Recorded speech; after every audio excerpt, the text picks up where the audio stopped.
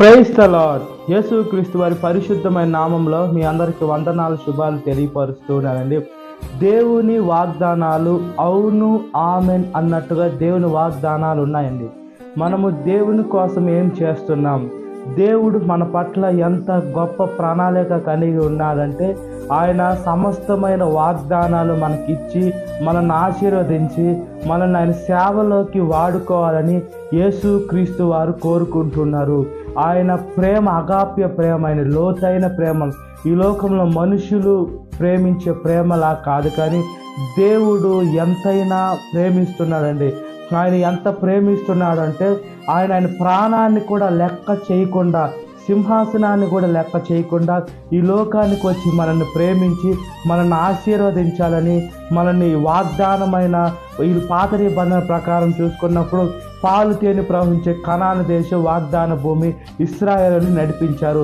యేసుక్రీస్తు వారు గారు వచ్చి చనిపోయి తిరిగి లేచి ఆయన ఆరోహణమై వెళ్ళిపోయిన తర్వాత ఇప్పుడు వాగ్దాన భూమి ఏదంటే పరలోకం అండి. పరలోకానికి పోవాలి అని అంటే ఆదిలో ఆదాము గారి పాపం ద్వారా మనుషులందరూ పాపంలో ఉండిపోయారు. మనం పైకి వెళ్ళాలి అని అంటే యేసుక్రీస్తు వారి పరిశుద్ధమైన రక్తం చిందించి ఆయన వచ్చి ఆయన రక్తంలో మనం కడగబడితే మాత్రమే మన పరలోక రాజ్యానికి ఎంట్రన్స్ ఉంటుంది.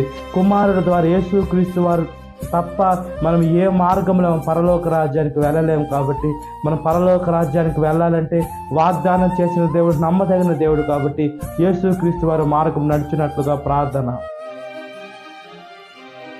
మహాపరిశుద్ధాత్మ దేవ, మా ప్రియ పరలోకపు తండ్రి, యేసు మీ వాగ్దానాలు అవును ఆమెన్ అన్నట్టుగా ఉన్నాయా యేసు బైబిల్ గ్రంథంలోనయ్యా. మేము చూసుకున్నప్పుడయ్యా యేసు మేము ఎంతగానో ఇసుక రేణులు వరే యేసు అబ్రహాం గారు సంతానం చేస్తారని వాగ్దానం చేశారు. యేసు మీరు చేసి చూపించారయ్యా. అదేవిధంగానయ్యా పాలు తేలు ప్రవహించే కనాను దేశంలోకి యేసు ఈ ఐగుప్తులో బానిసలుగా ఉండేటువంటి ఇశ్రాయేలుని నడిపిస్తాను అని చెప్పారు.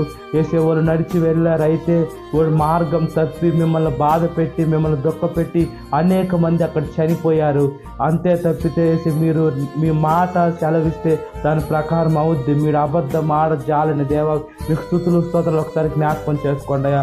మా జీవితాలు కూడా మీ పాదాల ముందు పెడితే మా జీవితాలు కూడా మీరు స్థిరపరిచి బలపరిచి మీ వాగ్దానం కూడా మా జీవితాలు నెరవేరుస్తారు.